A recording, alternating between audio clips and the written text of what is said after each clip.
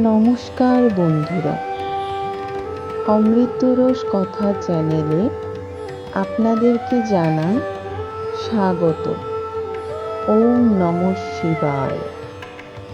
আজকের গল্পে শুনুন কিভাবে দেবী পার্বতী রূপান্তরিত হয়েছিলেন মা দুর্গার শক্তির অপরূপ রূপ হয়ে। অনন্তকাল আগে দেবতারা এবং ঋষিমুনিরা এক মহা সংকটে পড়েছিলেন।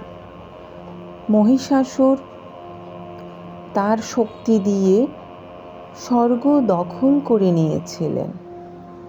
সে বর পেয়েছিল কোনো দেবতা তাকে কখনো বধ করতে পারবে না।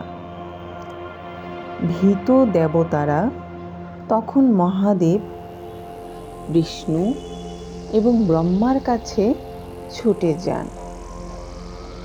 তিন মহাশক্তি ব্রহ্মা, বিষ্ণু, মহেশ্বর তখন তাদের সমস্ত শক্তি মিলিয়ে একটি উজ্জ্বল শক্তির জন্ম দেন।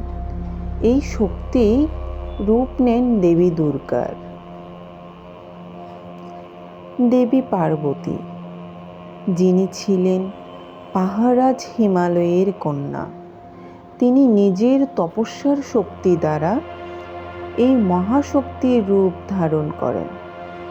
তার 10 হাত, প্রত্যেক হাতে একটি দেবতার দান করা অস্ত্র।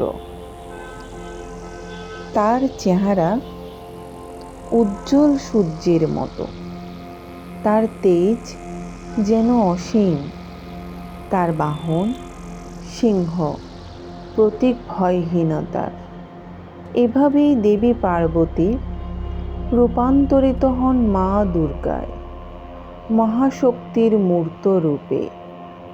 তারপর মা দুর্গা মহিষাসুরের বিরুদ্ধে শুরু করেন ভয়ঙ্কর যুদ্ধ। 9 দিন 9 রাত চলা এই যুদ্ধ শেষে 10ম দিনে মা দুর্গা মহিষাসুরকে বধ করেন। এই দিনটিকে আজ আমরা উদযাপন করি বিজয়া দশমী হিসেবে, আর মা দুর্গাকে স্মরণ করি আমাদের মায়ের মতো শক্তির উৎস হিসেবে।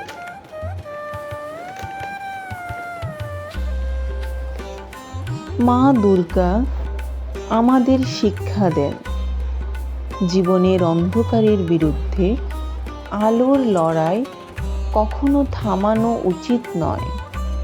শক্তি, ধৈর্য আর বিশ্বাস, এটাই আসল শক্তি।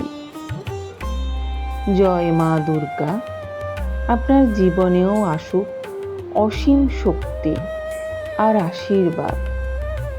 ভিডিওটি ভালো লাগলে লাইক দিন, আপনার বন্ধুদের সাথে শেয়ার করুন আর সাবস্ক্রাইব করুন অমৃতরস কথা চ্যানেলটি।